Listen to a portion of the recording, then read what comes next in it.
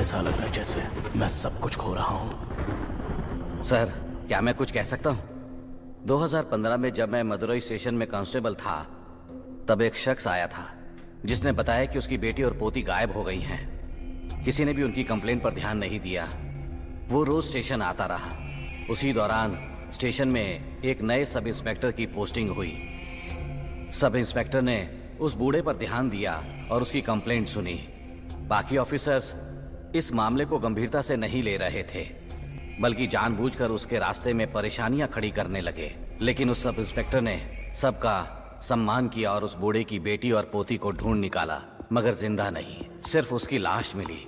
Autopsy report आने के बाद पता चला कि वो खूनी एक साइको था जिसने उनका शरीर सेक्स के बाद भी इस्तेमाल किया था। इस केस में सिर्फ एक सबूत मिला, लाश पर इंसानी दांतों के निशान। उन निशानों को आरोपी से कंपेयर किया गया, लेकिन मैच नहीं हुए। फिर भी सब इंस्पेक्टर ने हार नहीं मानी।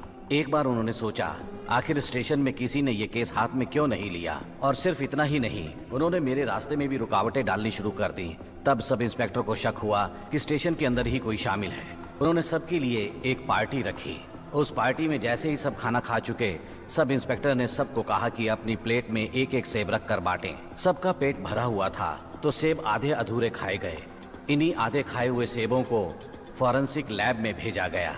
वहां से एक मैच मिला और वो कोई आउटसाइडर नहीं बल्कि स्टेशन का एक इंस्पेक्टर ही निकला।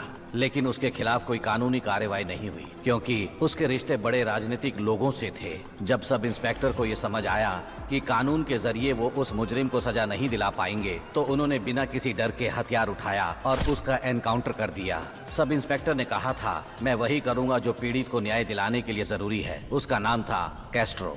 आपने